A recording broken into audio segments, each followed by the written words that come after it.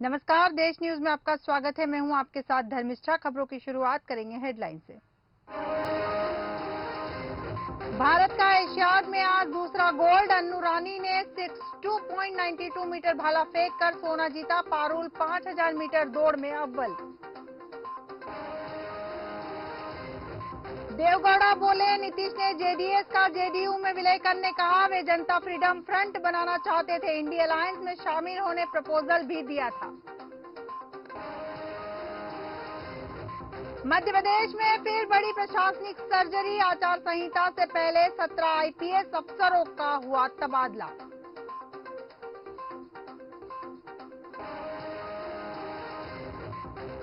कमलनाथ ने किया था भोपाल मेट्रो का शिलान्यास। कांग्रेस बोली, कमलनाथ ही मेट्रो का उद्घाटन भी करेंगे।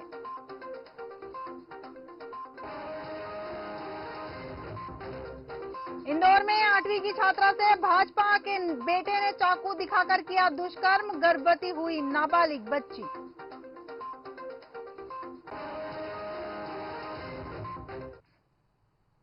अब खबरें विस्तार से। प्रधानमंत्री नरेंद्र मोदी मंगलवार को छत्तीसगढ़ में जनसभा को संबोधित करने के बाद तेलंगाना पहुंचे।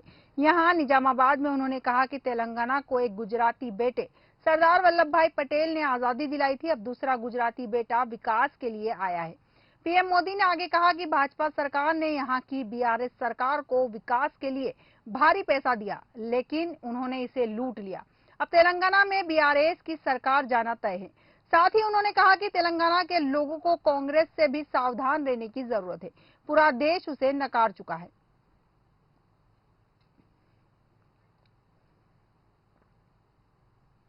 भूकंप के तेज झटकों से डोली धरती। रिक्टर स्केल में 6.2 मापी गई भूकंप की तीव्रता। नेपाल भूकंप का केंद्र रहा। मंगलवार को दोपहर चंपावत जिले में भी भूकंप के तेज झटके महसूस किए गए। लोहाघाट में भूकंप के तेज झटकों से घबराकर लोग अपने अपने घरों से बाहर निकल आए। कुछ सेकंड तक महसूस किए गए भूकंप के तेज झटकों से शहर में अफरा तफरी का माहौल बन गया। लोहाघाट के मौसम विज्ञान केंद्र प्रभारी डॉक्टर AK सिंह ने बताया कि भूकंप की तीव्रता रिक्टर स्केल में 6.2 मापी गई है। भूकंप का केंद्र जोशी मठ से 206 किलोमीटर साउथ ईस्ट नेपाल में था। डॉक्टर AK सिंह ने बताया, भूकंप का लेटीट्यूड 23.39 तथा लॉन्गिट्यूड 81.23 था तथा भूकंप का केंद्र धरती के 5 किलोमीटर भीतर था। उन्होंने बताया कि भूकंप कुछ देर और रहता तो काफी नुकसान हो सकता था।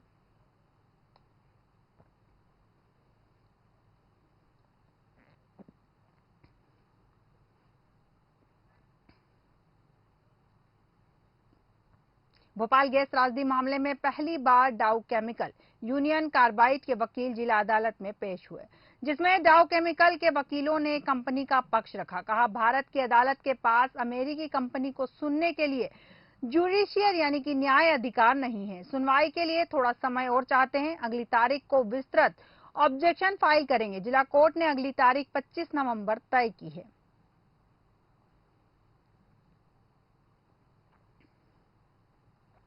छतरपुर में एक महिला ने अपनी 12 साल की बेटी की कुल्हाड़ी से हत्या कर दी। मां ने उस पर कुल्हाड़ी से 4 से 5 वार किए। पास में सो रहे 10 साल के भाई ने बहन के मर्डर का यह मंजर देखा तो वह चीख उठा। उसने भागकर पड़ोसियों को इसकी जानकारी दी। पड़ोसी जब तक वहां पहुंचे तब तक बच्ची ने दम तोड़ दिया था। घटना जिले के बड़ा मलहरा अनुभाग के गुवारा की है। मौके पर पुलिस पहुंची। आरोपी मां को गिरफ्तार कर लिया गया है। आरोपी महिला का नाम ज्योति अहिरवार है। वारदात के समय उसका पति मुन्ना लाल अहिरवार घर पर मौजूद नहीं था। बेटी पूजा और 10 साल का बेटा रात में सो रहे थे। इसी दौरान उसने कुल्हाड़ी से हमला कर बेटी को मौत के घाट उतार दिया।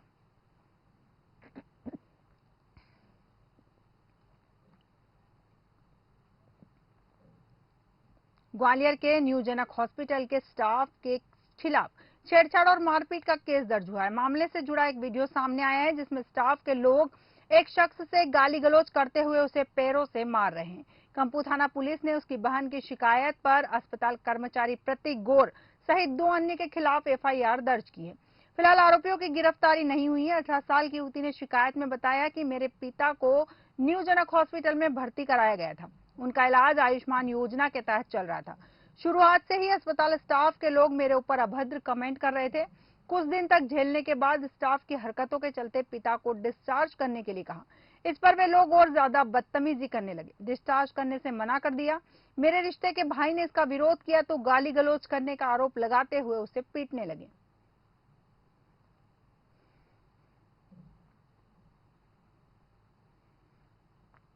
बिहार सरकार ने सोमवार को जातीय जनगणना के आंकड़े जारी किए हैं। इसके खिलाफ सुप्रीम कोर्ट में मंगलवार को एक याचिका दायर की गई, जिसे कोर्ट ने स्वीकार कर लिया है। हालांकि कोर्ट ने कहा वह अभी इस मामले में कोई टिप्पणी नहीं करेगा। 6 अक्टूबर को मामला सुनवाई के लिए लगा दिया है। उसी समय आपकी दलील सुनेगा। याचिकाकर्ता के वकील का कहना है कि बिहार सरकार ने पहले जातिगत जनगणना के आंकड़े सार्वजनिक न करने की बात कही थी। इधर बिहार में जातीय गणना के आंकड़े जारी होने के बाद अब बिहार के मुख्यमंत्री नीतीश कुमार ने आज सर्वदलीय बैठक बुलाई। इसमें 9 दलों के नेताओं को आमंत्रित किया गया था। इससे पहले गणना जारी होने के बाद मुख्यमंत्री ने बताया था कि 9 पार्टियों की राय से जाति आधारित गणना का काम हुआ है।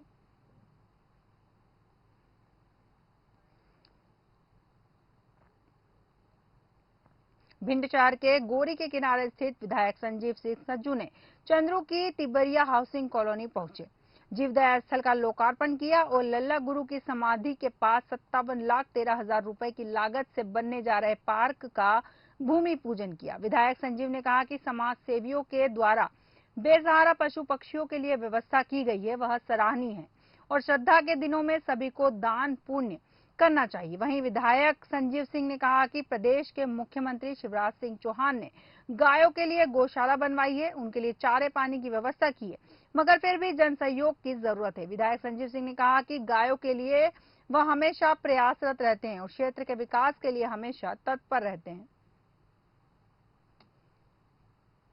हम लोग प्रयास ये करते हैं कि अपने पूर्वजों को याद करना, अपने पुरखों को याद करना, और प्रयास ये रहता है कि अच्छे काम हम करते रहें।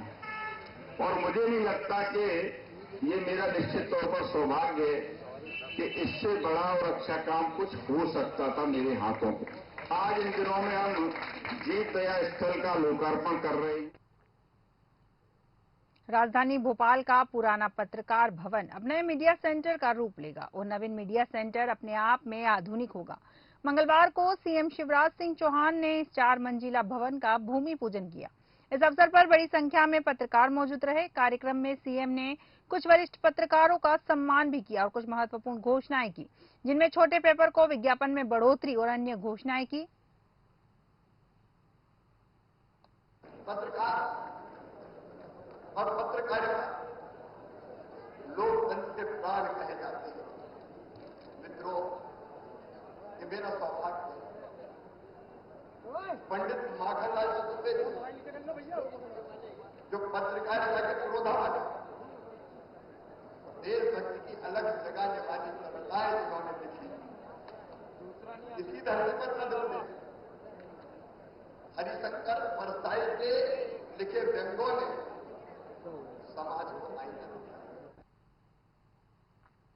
हल्द्वानी के एमबीपीजी महाविद्यालय में आयोजित वार्षिकोत्सव सर्वोदय 2023 कार्यक्रम में जिले की प्रभारी मंत्री रेखा आर्य ने शिरकत की। कार्यक्रम की शुरुआत दीप प्रज्वलित करते हुए रेखा आर्य ने आयोजकों को इस कार्यक्रम के लिए बधाई दी। वहीं कार्यक्रम में छात्र छात्राओं ने शानदार रंगारंग प्रस्तुतियों से दर्शकों का मन मोह लिया। कार्यक्रम के दौरान कैबिनेट मंत्री रेखा आर्य ने कहा कि सरकार खिलाड़ियों को बेहतर सुविधाएं देने के लिए न सिर्फ कई योजना चला रही है, बल्कि इंफ्रास्ट्रक्चर के लिए स्टेडियम सहित अन्य व्यवस्थाओं को भी व्यवस्थित कर रही है। युवा खिलाड़ियों को बेहतर मौके मिले, इसके लिए सरकार प्रयासरत है। बालक बालिकाओं को प्रतिमाह छात्रवृत्ति भी दी जा रही है, जिससे कि हमारे राज्य में छात्र छात्राएं बेहतर प्रदर्शन कर सके, भविष्य में बेहतर खिलाड़ी बनकर प्रदेश और देश का नाम रोशन कर सके। हमारी ये सतत कोशिश है कि हम खिलाड़ियों के लिए संसाधनों का विकास करें और जो संसाधन विकसित हुए हैं उनको हम मेंटेन करते हुए समय पर उसका उपयोग बच्चों के लिए बना रहे, उसको विकास सुनिश्चित करने का काम कर रहा है। आने वाले समय में यह भविष्य है कि हम हल्द्वानी में ही हम लोग स्पोर्ट्स यूनिवर्सिटी खोलने जा रहे हैं, जिसमें हमारा यहाँ अंतर्राष्ट्रीय स्टेडियम उसमें मर्ज होगा और फिर उसमें खेल की सभी एक्टिविटी कंटिन्यूटी के साथ में की जाएंगी।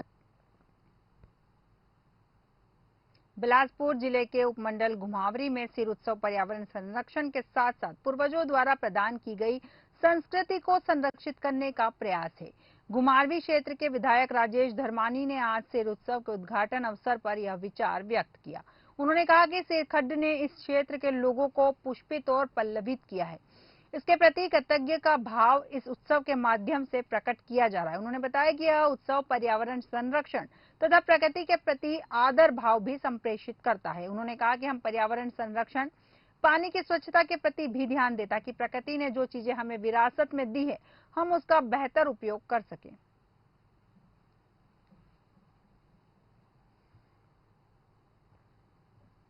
प्रकृति, संस्कृति और आध्यात्मिक ज्ञान के संरक्षण और संवर्धन के उद्देश्य से आज पहली बार घुमारवी में एक दिवसीय सीर उत्सव का जो है आयोजन किया जा रहा है।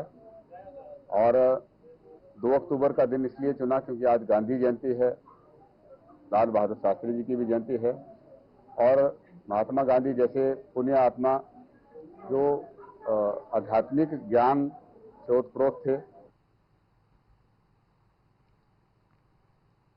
खबरों में फिलहाल इतना ही। आप बने रहिए देश न्यूज के साथ। नमस्कार।